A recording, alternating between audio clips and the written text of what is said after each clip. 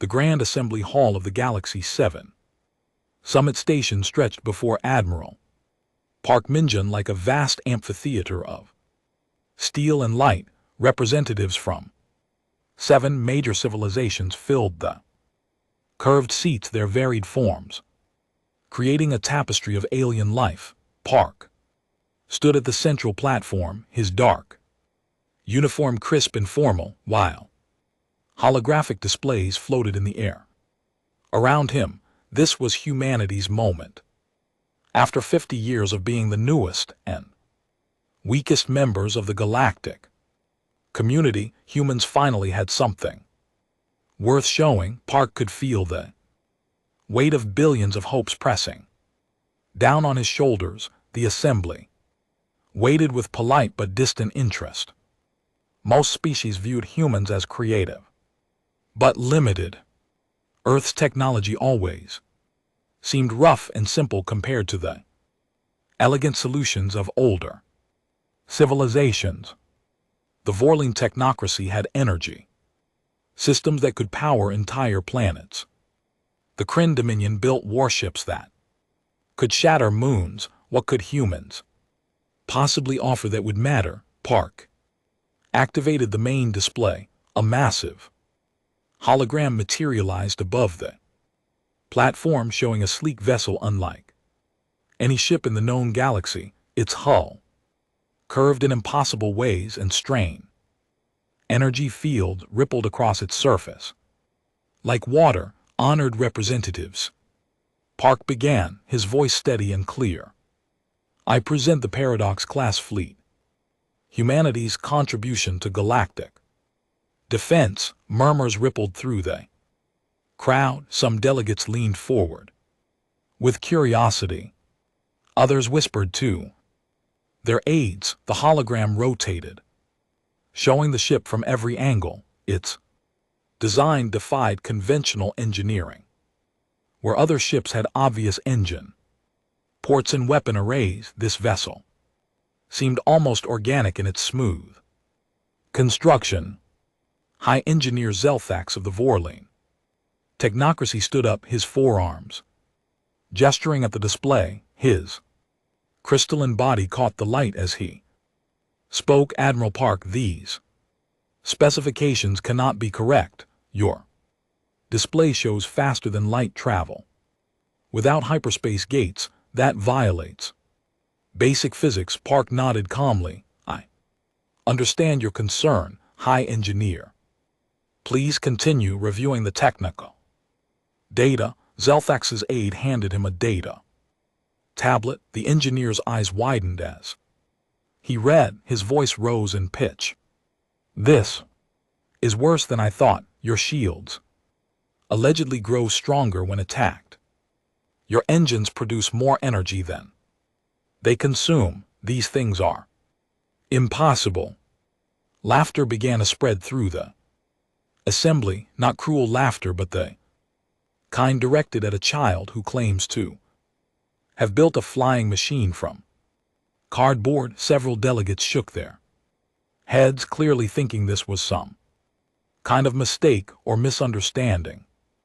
Ambassador Chen Jaiwu standing beside Park stepped forward. Her diplomatic training kept her expression neutral, but Park could see tension in her shoulders. Representatives, please. The specifications are accurate. We have double-checked every detail. A delegate from the Kryn Dominion rose, his massive frame towering over his seat. Humans, we appreciate your enthusiasm, but this is embarrassing. These designs violate thermodynamics. They break causality.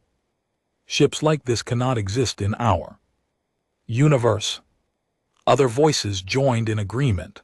The polite interest from earlier turned into dismissive certainty. Humans had made a mistake. Perhaps their scientists had miscalculated. Maybe their translation software had errors. Either way, these ships were fantasy, not reality. Park let the noise wash over him for a moment, then he raised his hand for Silent, the gesture was simple, but something in his manner made the assembly quiet down. Representatives, Park said quietly. Paradox-class fleet is not theoretical. It is not a proposal. These ships already exist. They are already operational at this moment. 12 Paradox-class vessels wait at the edge of this system. The silence that followed was total and absolute. Delegates stared at Park as if he had claimed to be a god. Zelthax dropped his data tablet, the device clattering on the floor. That is not possible, Zelthax said, but his voice had lost its certainty. Park met his gaze steadily. I'm prepared to demonstrate, however I suggest the Council review our complete technical documentation first. Understanding the principles involved will help you appreciate what you see. Council Prime Thexar, the ancient Athathuran mediator, activated his speaking platform. His voice carried the weight of 10,000 years of experience. This is a serious claim, Admiral Park. If true, it represents a fundamental shift in our understanding of physics. If false, it represents a dangerous fraud. I understand completely, Council Prime, Park replied. I invite the strictest scrutiny. A Kryn military commander stood abruptly, his voice sharp with accusation. This is more than fraud. If humans truly built such ships, they are using reality manipulation technology that is forbidden under galactic law. Such powers could unravel the fabric of space itself. Alarm spread through the assembly like fire through dry grass. Reality manipulation was the ultimate taboo. Ancient civilizations had tried to alter the fundamental laws of physics, and the results had been catastrophic. Entire star systems had vanished.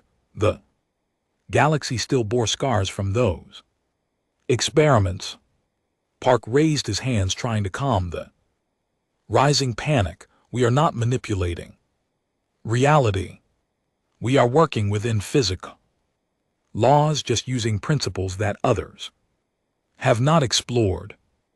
You ask us to believe you have rewritten physics, another delegate shouted. No, Park said firmly, we ask you to believe that physics has more possibilities than anyone realized. The CR commander pointed at Park accusingly. I move for an emergency investigation. Humans must prove these ships exist, explain how they work, and submit to full technological review. If they refuse, I propose immediate sanctions. The Zallar's voice cut through the chaos. The motion is recognized. We will form an investigative committee immediately. Admiral Park, you and your team will cooperate fully with this investigation.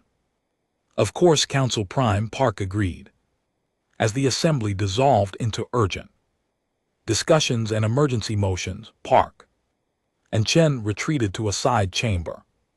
Chen collapsed into a chair, her diplomatic composure finally cracking. That went badly, she said. Park nodded. It went exactly as we expected. Fear first, question second, understanding third. A message chimed on Park's communicator. He read it, and his expression tightened. Chen saw the change. What is it? Message from Earth. Political pressure is building. Anti-human factions in several civilizations are demanding action. We need to complete the demonstration soon, or they will force us to dismantle the fleet. Chen stood up, anger flashing in her eyes. They cannot force us to destroy our own ships. They can blockade Earth. They can cut trade routes. They can make life very difficult. Park looked at the message again. We have maybe a week before this turns into a Real crisis. The door chimed. A security officer entered. Admiral High Engineer. Zelthax has requested access to your technical data. He is assembling a team of scientists to review everything. Park nodded. Grant him full access. Make sure he has everything he asks for. After the officer left, Chen looked at Park with concern. Are you sure? Zelthax seemed hostile out there. He was afraid. Park corrected. There is a difference. Let him see the truth. Let all of them see it. He smiled slightly. Besides, the real demonstration will answer questions that words cannot. In another part of the station, Zelthax sat in a laboratory surrounded by data screens. His team of scientists worked frantically analyzing the human technical specifications.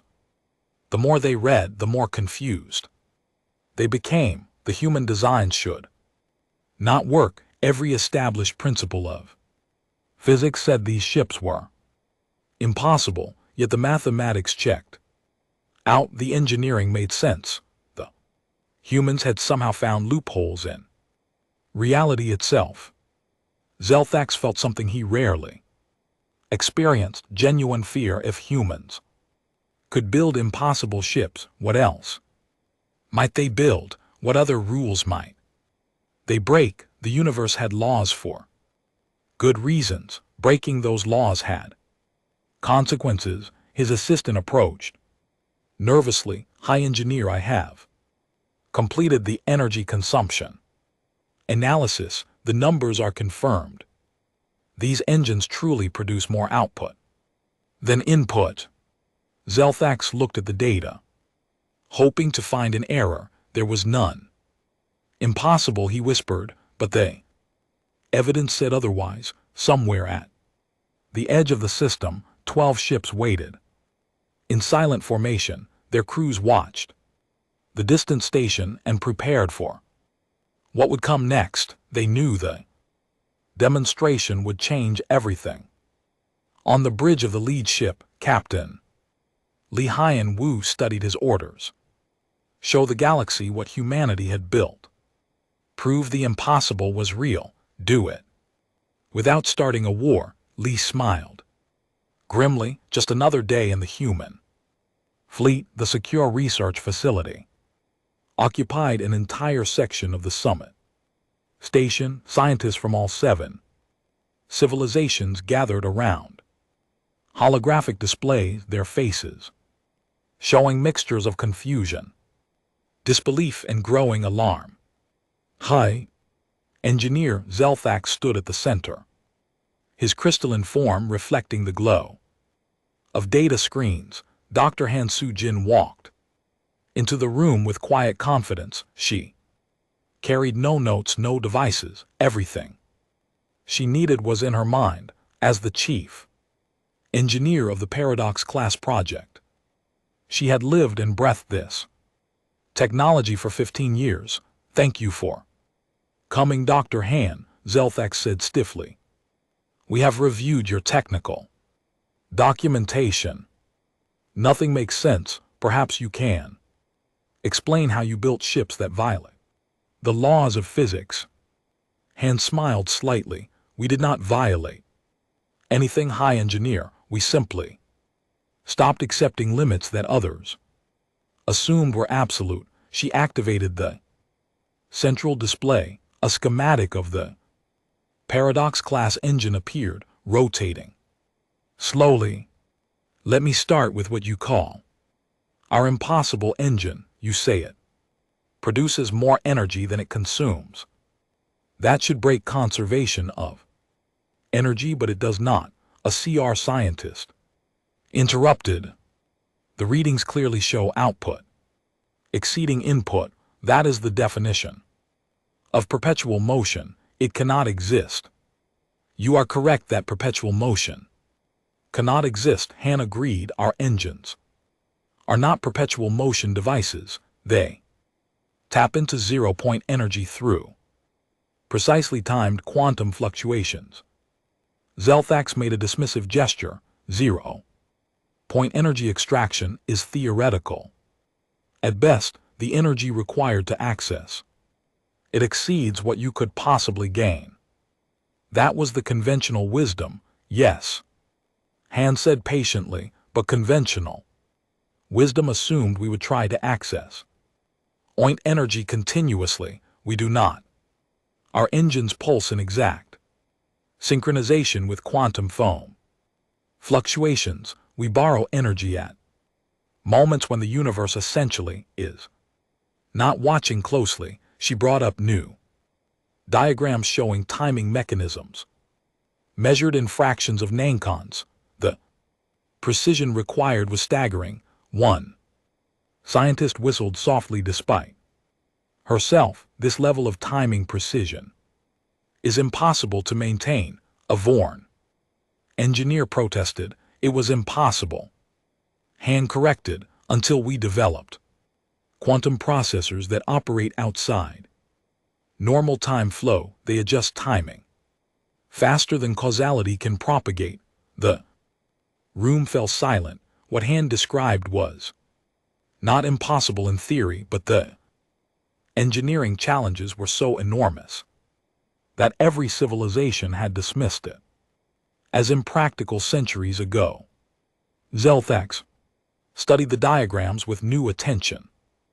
Even if this works, the energy requirements for your faster-than-light system are beyond any known power source. Han nodded, which is why we needed the zero-point engines first.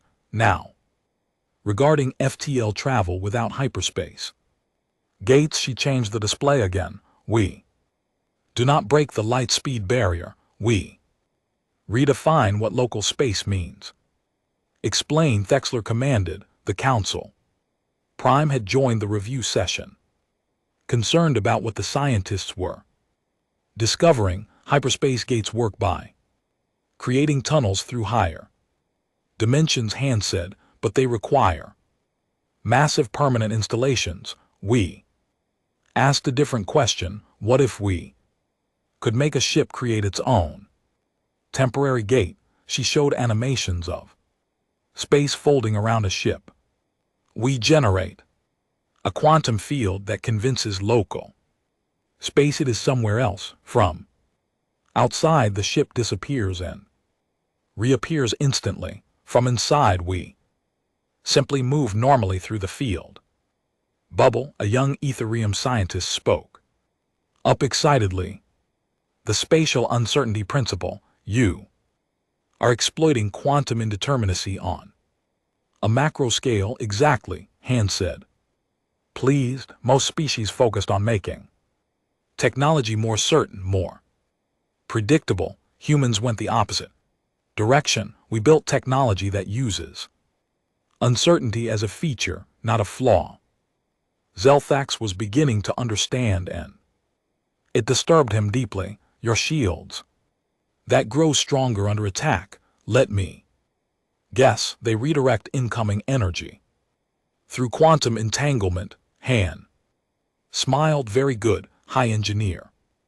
Every shield generator is entangled with a network of zero-point reservoirs. When energy hits our shields, it does not dissipate, it gets stored. The more you shoot at us, the stronger our shields become until you reach maximum capacity, a Kryn engineer said. True, Han admitted, but our maximum capacity is very high, and we can dump excess energy back into our weapons or engines.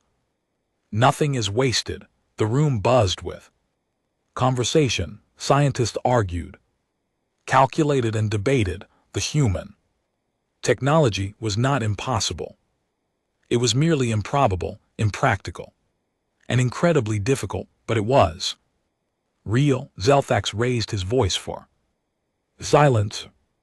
Dr. Han, I must ask a question that concerns all of us. Why did humanity pursue these technologies? Every civilization in this room explored similar theoretical paths. All of us decided the risk and difficulty were too Great, why did humans continue? Hands. Expression became serious because we had to. High engineer, may I speak? Frankly, please do. Your species, the Vorn, have been spacefaring for 20,000 years, the Kryn for 30,000. You have had time to develop technology. Slowly and safely, humanity joined galactic society 50 years ago. We were so far behind that conventional advancement would take millennia to catch up. She looked around the room at all the alien scientists. We did not have millennia, we had decades, so we took risks you would never take. We pursued research you abandoned. We accepted failure rates that would make you quit. Out of 1,000 experimental approaches, 999 failed, but we kept trying because we had no choice. A Vorn scientist spoke quietly. You were desperate. We were determined. Han corrected firmly. There is a difference. Desperation makes you sloppy. Determination makes you careful with what matters. Every human scientist working on Paradox class knew the risks. We accepted them because the alternative was remaining weak forever. The Zeller studied Han with his ancient eyes. You say you accepted failure. How many researchers died during development? Han's face showed pain. 47, mostly. Early prototype testing. Each death made us more careful, not less ambitious. We learned from every failure. The room grew uncomfortable.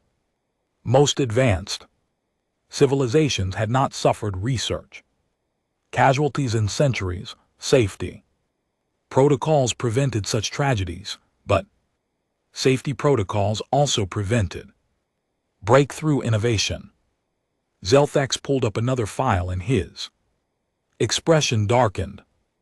Dr. Han, there is a weapon system listed in your documentation. Quantum disruptors. You have not explained these. Han hesitated for the first time. That system is classified. Not anymore, Thexar said firmly. If humans have weapons that match the impossibility of your other systems, the Council must know. Han looked at Admiral Park, who had entered quietly during the discussion. Park nodded once. Permission granted. Quantum disruptors create temporary micro-singularities, Han said quietly. In theory, they could tear holes in space itself. Horror spread through the scientists. Several backed away from the display, as if the mere diagram could hurt them. You built weapons that could destroy reality. Zelthax's voice shook with rage and fear. We built weapons that could. Han emphasized past tense. We tested them in isolated pocket dimensions. We learned how they work. We learned their limits, and we learned how to control them. That knowledge makes us safer, not more dangerous. A Kryn general who had been observing spoke up angrily. You admit to researching forbidden technology. Reality manipulation weapons are banned under galactic law. Park stepped forward. We are not manipulating reality, General. We are using physics that already exists. There is a difference between discovering dangerous forces and creating them. A distinction without meaning, the General shouted. You have built weapons that should not exist.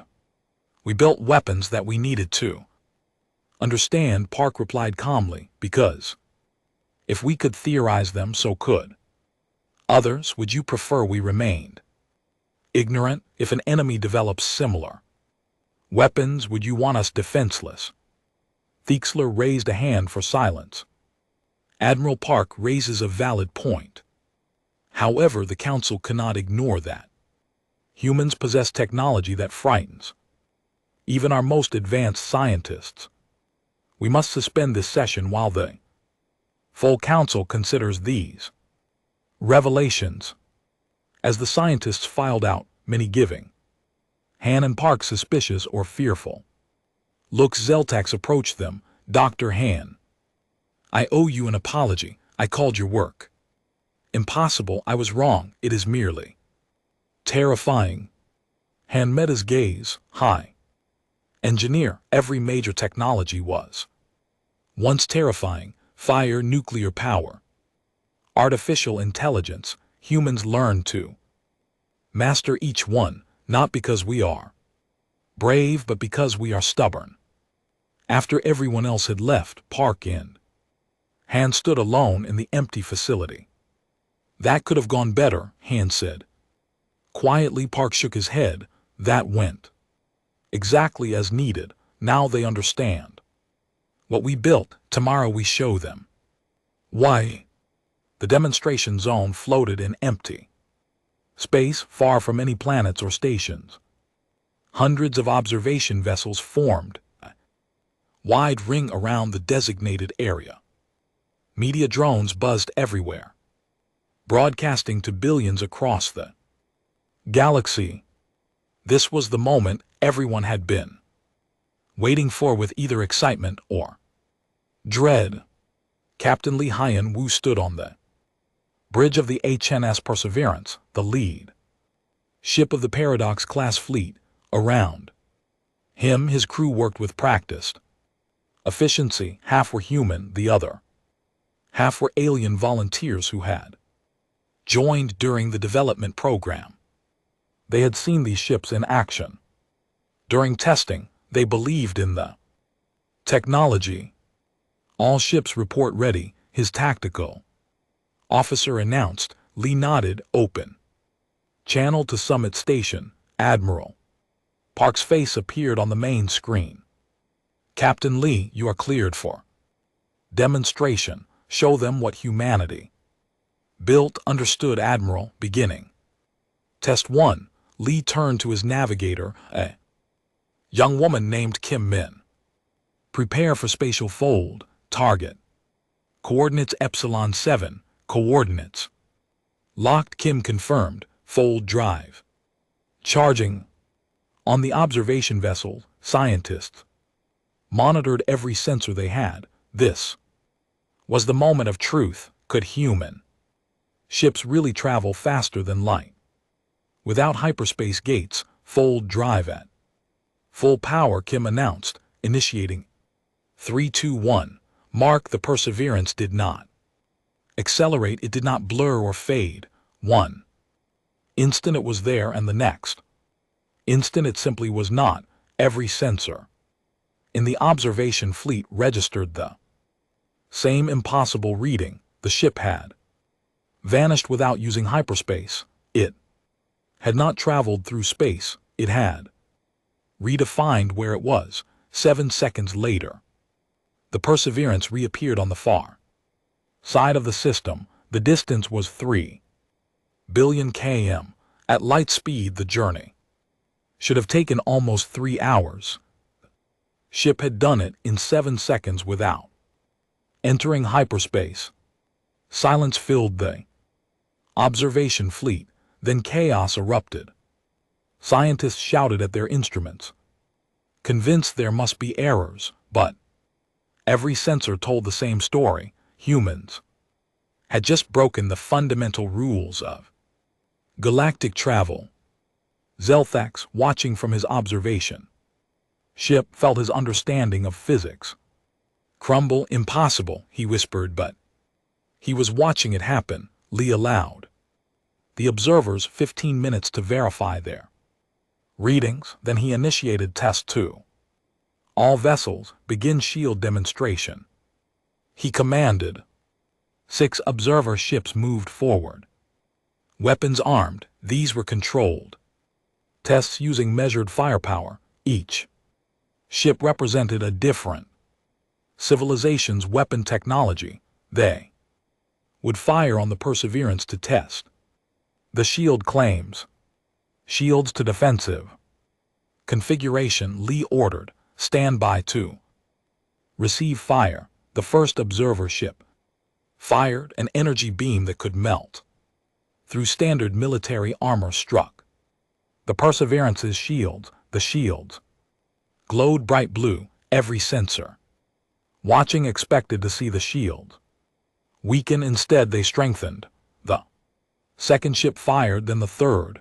Each weapon hit made the shields brighter and more powerful. Energy readings showed the impossible. The shields were not depleting, they were charging. Shields at 130% base capacity. His shield officer reported calmly, all excess energy being stored in quantum reservoirs. Lee smiled. I think they understand. All observer ships ceasefire. But something was wrong. The fourth observer ship was not standing down. It was a Kryn military vessel, and it was charging weapons beyond the agreed test parameters. Sir, Kryn vessel is going to full combat power, his tactical officer warned. That is not part of the demonstration. Lee's expression hardened. Hail them, demand explanation. The Kryn commander appeared on screen, his face twisted with rage.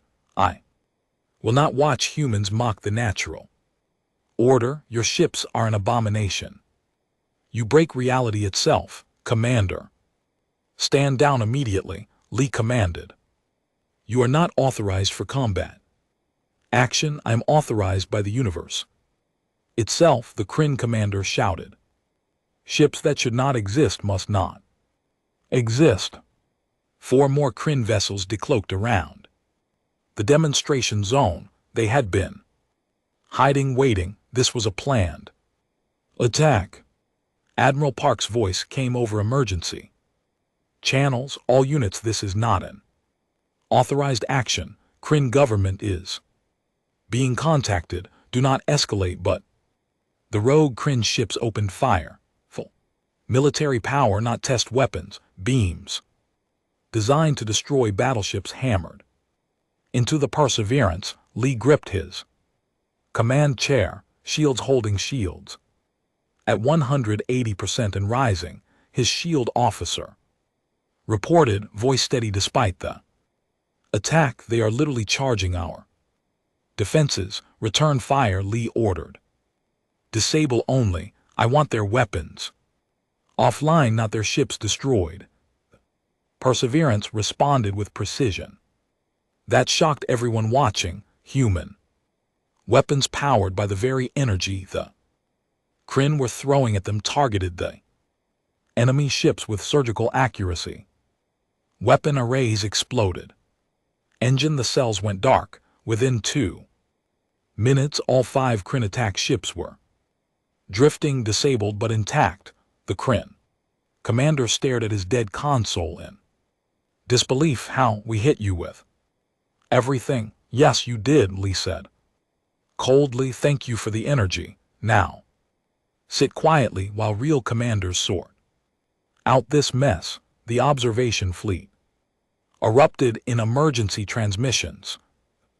Kryn government immediately disavowed the rogue commander, claiming he had acted without orders. Other civilizations demanded emergency council sessions. Accusations flew in every direction. Had humans provoked this? Did they know the attack was coming? Were they showing mercy, or was the display of power a threat? Park coordinated with Ambassador Chen, managing the diplomatic explosion while the disabled cringe ships were secured. The political situation was spiraling out of control. On the Perseverance, Dr. Han contacted Lee on a private channel. Captain, we have a problem. We have many problems. Dr. Lee replied tiredly. This one is serious. Someone armed the quantum disruptors. Those weapons were supposed to remain locked during demonstration. Lee felt cold fear grip him. Who authorized that? No one. Someone accessed the weapon systems without clearance. The disruptors are active and ready to fire. Lee looked at his weapons console. There. It was previously hidden by standard systems, the quantum disruptor control. Glowing, ready and available. 1. Command could activate weapons that could tear reality apart. Lock them down immediately, Lee ordered. I am trying, someone did very sophisticated work, they wanted these weapons available before Lee could respond. Alarm shrieked across the bridge. The lead disabled Kryn ship was charging directly at the Perseverance. Its commander had reactivated emergency thrusters for a suicide ramming attack. Impact in 40 seconds, Tactical reported. Lee had split seconds to decide, use normal weapons and risk not stopping the massive Kryn vessel in time, or use the quantum disruptors and guarantee success, while demonstrating the most terrifying weapon humanity had built. His finger hovered over the quantum disruptor controls. The entire galaxy was watching. What he did next would define how civilizations viewed humanity. Forever, Captain, his weapons officer shouted orders. The Kryn ship grew larger on the view screen, accelerating toward them. 30 seconds to impact. Lee's mind raced. If he used the quantum disruptors, everyone would see their power they would know humans had. Weapons that could tear space. Fear and panic would multiply 1,000 times, but if he did not use them and the Perseverance was destroyed, humans would look weak, all their impossible technology would seem fragile. 20 seconds, Park's voice came through on emergency channel. Lee, whatever you are thinking, do not do it. Stand down all special weapons. That is a direct order. Lee's finger trembled over the control. The Kryn ship filled the entire view screen now. 10 seconds. His weapons officer looked at him desperately, waiting for orders that could save their lives. 5 seconds. Lee made his choice. At the last possible instant, the Kryn ship exploded, not from human weapons, but from its own government. A Kryn fleet command vessel had fired on its own ship to prevent the collision. Perseverance shook from the proximity of the explosion but remained undamaged.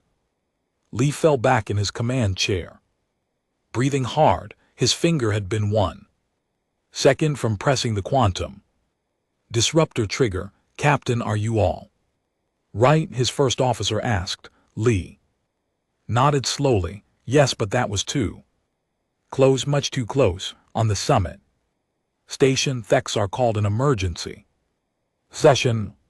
What we witnessed today changes everything. Humans possess technology that makes our greatest warship seem primitive. More concerning, they possess weapons that frighten their own captain.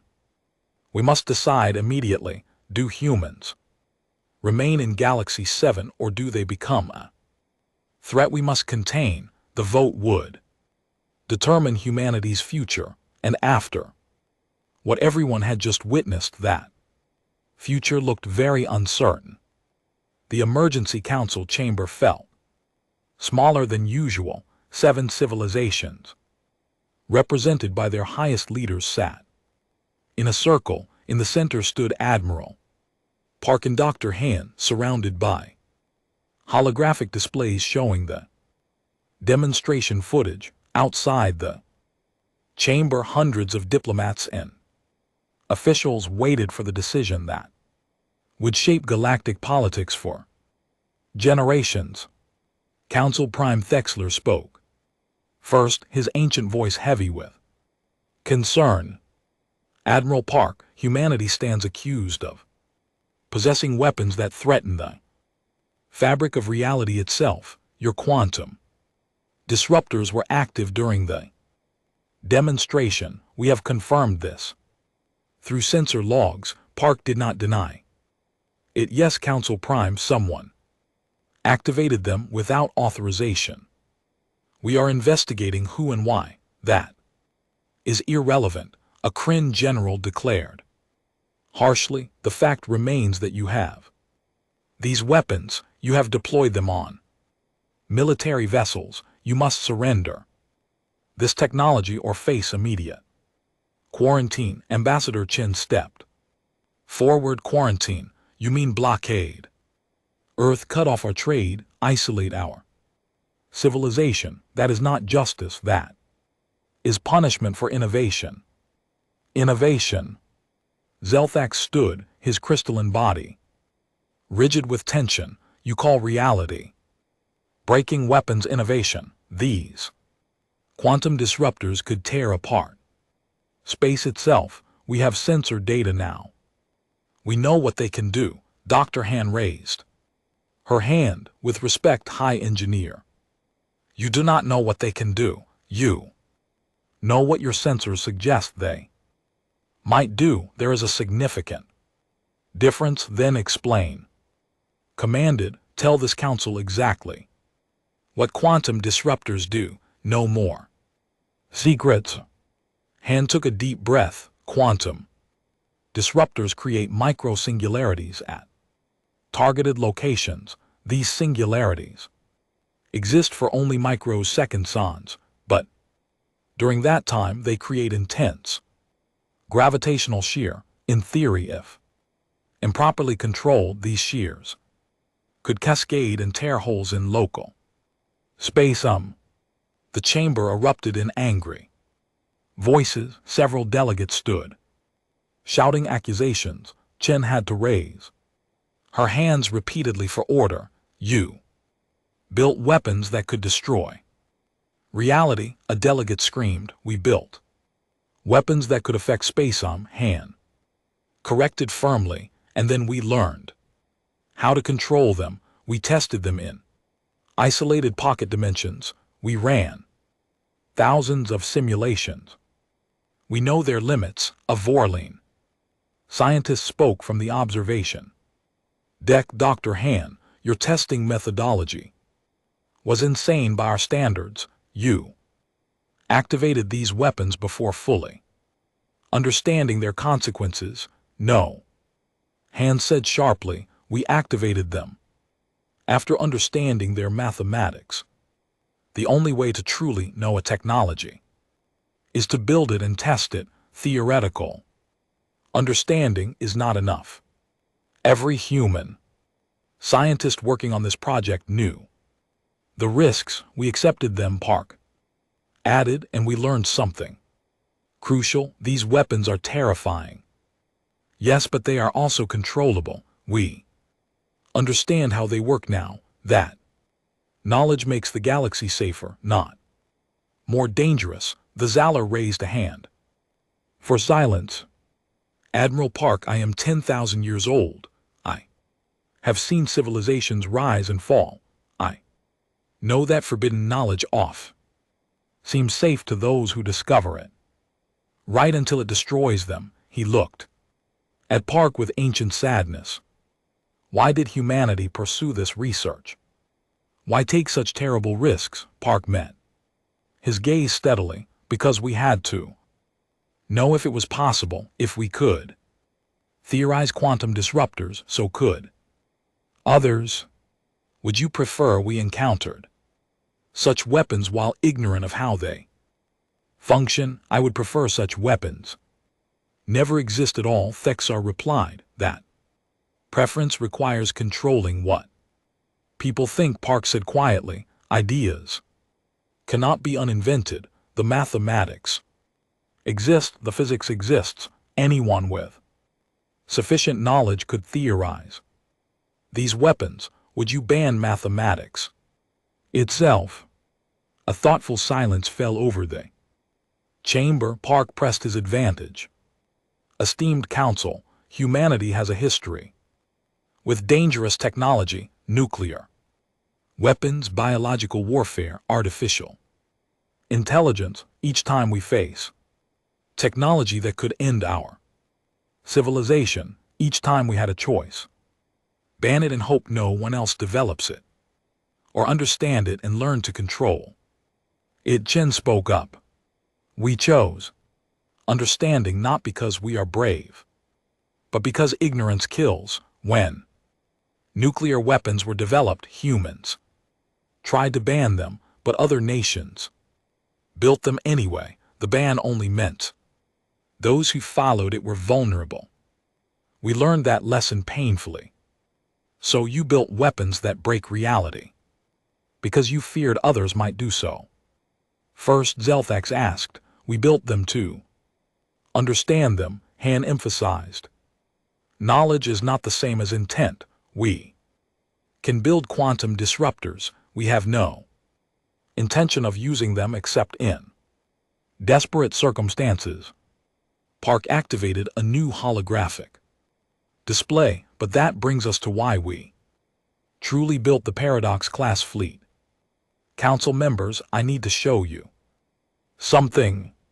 The display shifted to show deep space sensor data, strain, gravitational readings, massive distortions in space-time, energy, signatures that made no sense by conventional physics. What am I looking at? Thier asked. This data comes from deep space monitoring stations humanity established in the outer galactic rim. Park explained. We detected this anomaly 5 years ago.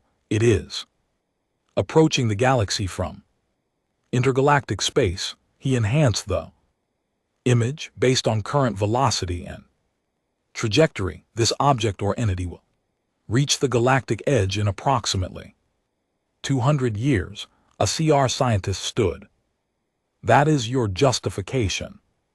Something that will not arrive for 2 centuries. You misunderstand. Park said 200 years. Sounds like a long time. It is not. By the time this object enters the galaxy, it will take decades more to prepare adequate defenses. If we start now, we might have enough time. Might. Dr. Han brought up additional data, but there is more. This anomaly uses technology similar to ours, not identical but based on similar principles: quantum manipulation, space-time distortion. The readings are familiar because we developed similar technology independently.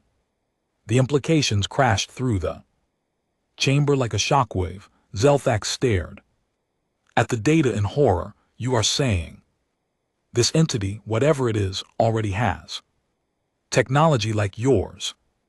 We are saying someone out there already broke the rules you think should not be broken. Han confirmed. They did it before we did. And based on the scale of these readings, they did it much more powerfully than we have. Park continued grimly. We detected this 5 years ago with sensors based on quantum uncertainty principles, sensors that only work because we pursued research you call impossible. Our standard sensors would never have seen it. Your standard sensors cannot see it now. Prove it. Thexel commanded. Park transmitted coordinates to the council's sensor network. Point your most advanced sensors at these coordinates. You will detect nothing unusual. Now activate these sensor modifications we are providing. It took several minutes to adjust the galactic sensor array. When the modified sensors activated, every delegate in the chamber saw the same impossible readings humanity had been tracking for 5 years. The silence was absolute.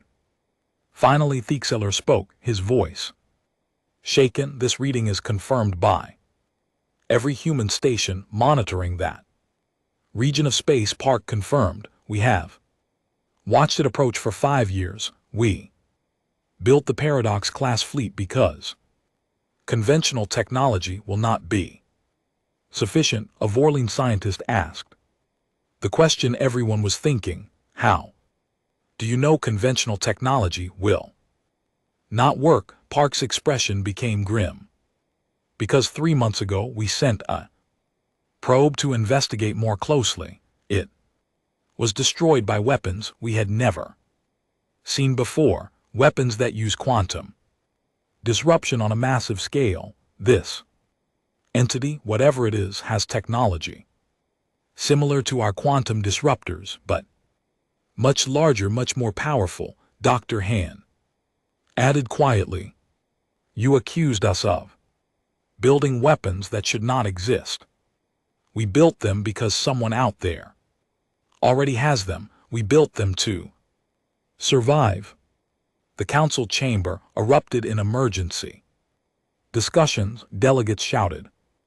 Questions demanded more data, argued about the threat level. Some still doubted, others were already calculating defense scenarios. Thixeler raised his hands for silence. If this is true, everything changes. Admiral Park, why did you not share this information immediately? Park smiled without humor. Would you have believed us before seeing our ships work, before understanding that impossible technology can be real? We had to prove our capability first.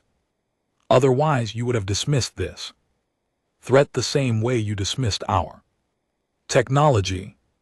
Zelthax approached the holographic display, studying the anomaly data carefully. 200 years, maybe less if it accelerates. It has accelerated 3 times in the past 5 years. Han confirmed. Each time it moves faster. We estimate we actually have 150 years, maybe less. The chamber fell silent again as the reality settled over everyone. An unknown threat using reality-breaking technology was approaching the galaxy and humanity.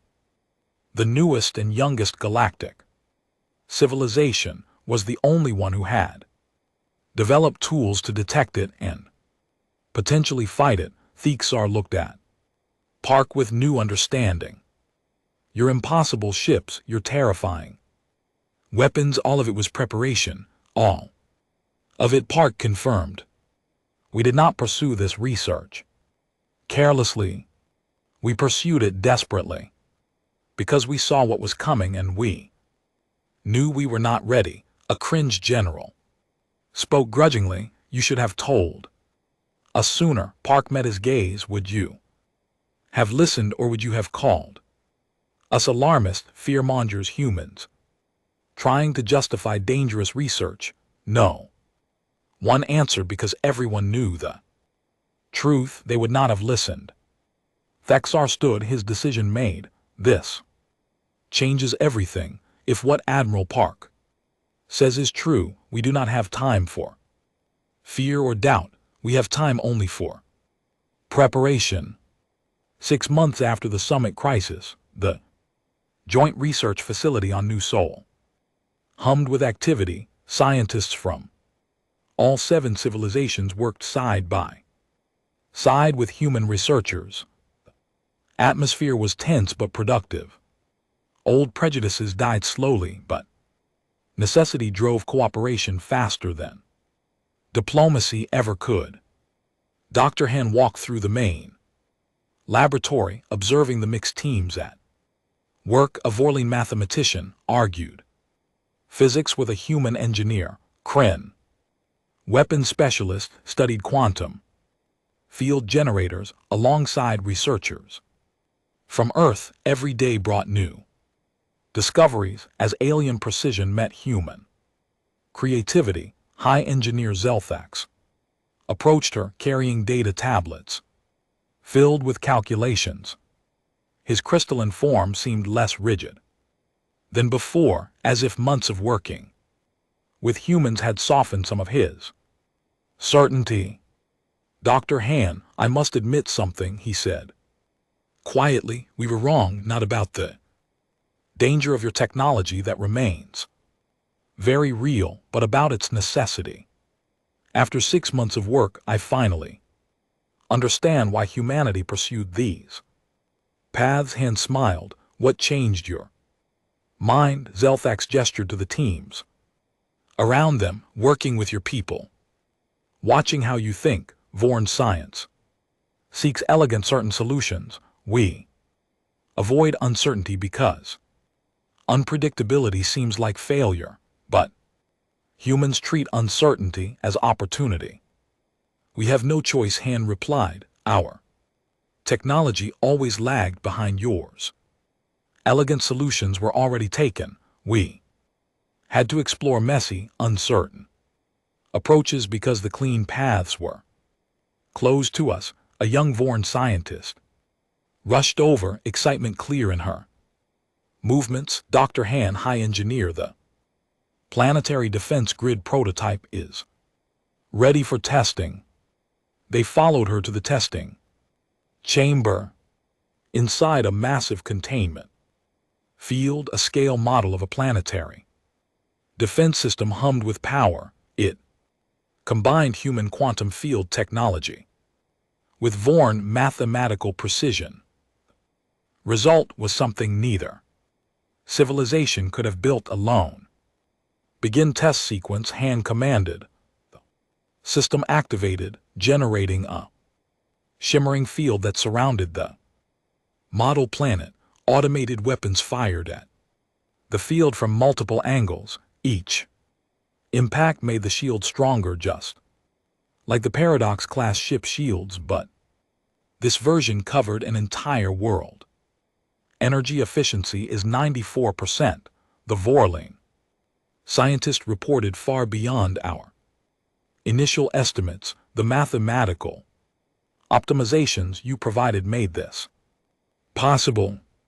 High engineer Zelthax studied the readings with satisfaction and the quantum uncertainty dampeners Dr. Han designed allow the field to remain stable despite planetary rotation. Neither of our civilizations could achieve this alone. Han nodded. This is just the beginning. If we can protect planets, we can protect entire systems.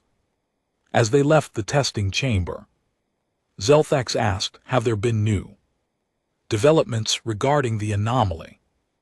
Han's expression darkened. Yes and not good ones. I was about to call in emergency meeting. An hour later, leaders from all civilizations gathered in the command center. Admiral Park stood before a massive holographic display showing the approaching threat. The energy readings had grown significantly since the initial detection. The anomaly has accelerated again, Park announced without preamble. Based on current velocity, we now estimate arrival in 100 years, not 150. We have lost 50 years. Shocked silence filled the room. Ambassador Chen added, that is not all. We sent a new probe, better protected than the last. It survived long enough to send back images before being destroyed. The holographic display shifted. What appeared made several delegates step backward in alarm. The anomaly was not a single object, it was a fleet, hundreds of ships, each larger than any vessel in known space. Their design was alien in ways that hurt to look at, as if they existed partially outside normal dimensions. They are using quantum manipulation technology on a scale we never imagined possible, Dr. Han explained. Each of those ships generates fields similar to our Paradox-class vessels, but exponentially more powerful. A cringe general asked the question everyone was thinking. Can we fight this? Park did not sugarcoat his answer with current technology. No, we would lose badly. That is why the joint research program is crucial. We need every innovation, every advantage we can develop. The Zalor studied the images thoughtfully. These ships use quantum technology, but they are also broadcasting something. Can you translate it? Park nodded to a communications officer. Strange sounds filled the chamber, harmonic but wrong. like music played in dimensions humans could not fully perceive, but beneath the alien tones a message emerged. The translation system struggled, but key concepts came through. Harvest, consume, expand, the message repeated endlessly. No negotiation, no communication, just simple declaration of intent. They are coming to consume our galaxy, Park said. Flatly, they have done this before.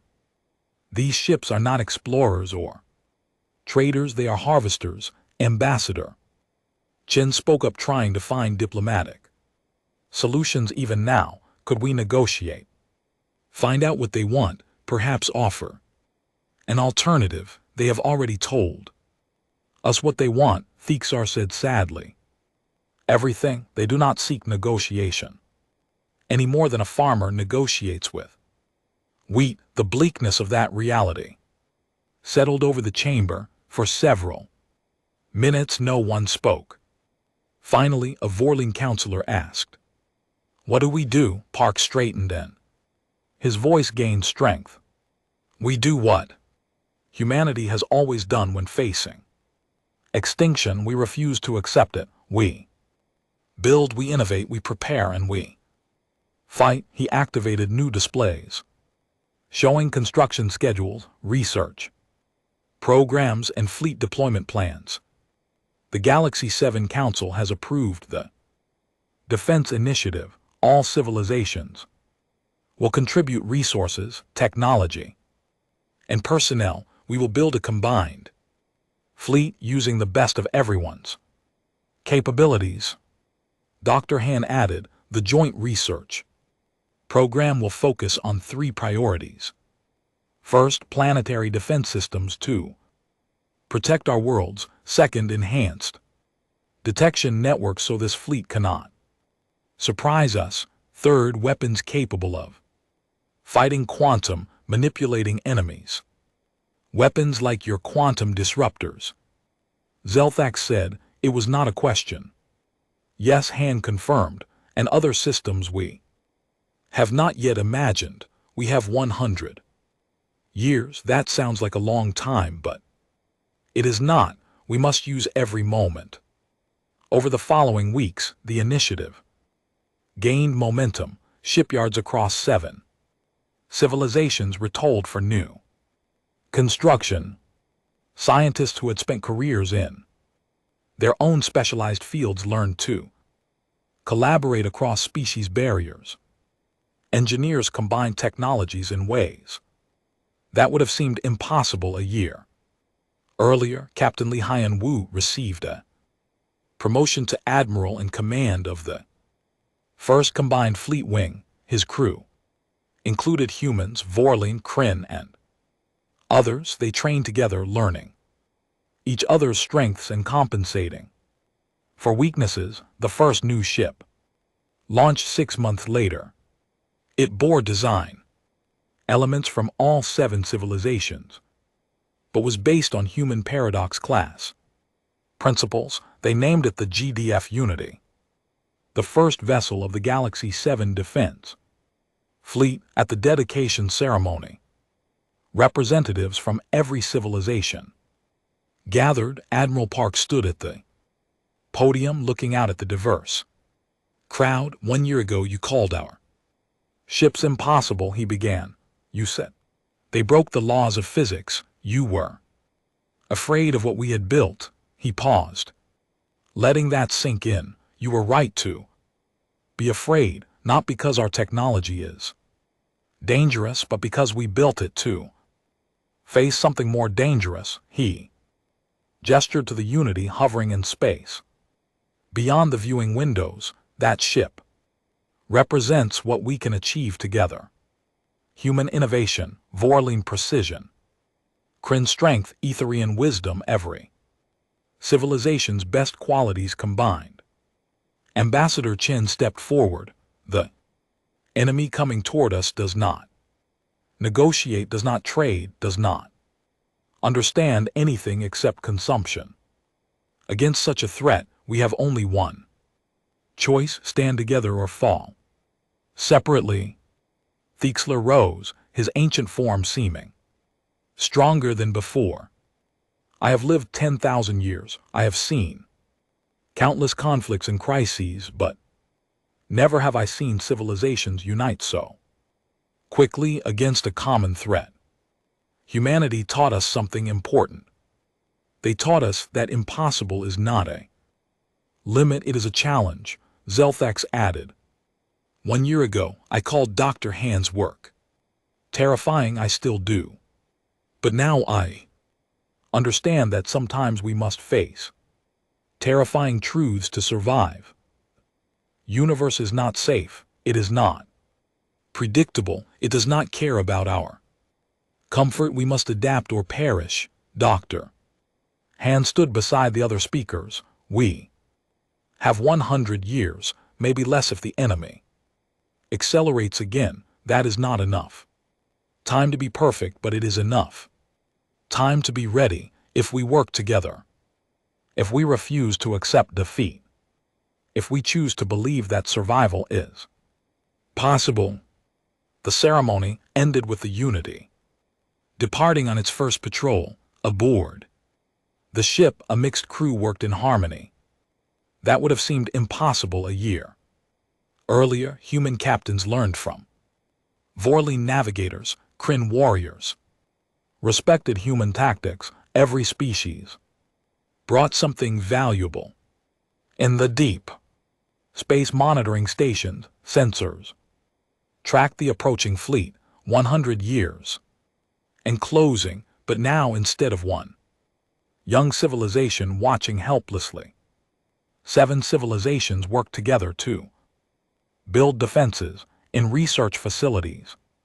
Across the galaxy, scientists pursued impossible ideas. Some would fail, many would fail, but some would succeed, and those successes would save worlds. In shipyards orbiting a 100 stars, vessels under construction grew larger and more powerful. Each ship represented collaboration between species who barely understood each other. A year before, Admiral Park stood on the bridge of his flagship looking at the star charts. The enemy fleet was highlighted in red, slowly but inevitably approaching around it. Blue markers showed the Galaxy 7 defense network expanding to meet it. 100 years, he said quietly to himself. It will be enough. It has to be enough. Dr. Hand joined him, having come aboard to inspect new systems. Do you think we will win? Park considered the question carefully. I think we will fight with everything we have, using every impossible innovation we can imagine. That is what humans do. That is what the galaxy does now. He smiled slightly. Harvesters chose the wrong galaxy to consume. Far out in the darkness, the enemy fleet continued its approach, but for the first time in their endless harvest across galaxies, they were heading toward prey that would not simply wait to be consumed. 7 civilizations had learned to work together. They had learned to pursue impossible goals. They had learned that the human quality of refusing to accept defeat was not recklessness, it was survival, and in 100 years they would show the harvesters what impossible really meant. The galaxy prepared for war, not with fear but with determination. Not separately but together, the humans had unveiled ships that should not exist. Now the galaxy would build an alliance that should not be possible. Because sometimes the only way to survive is to make the impossible real.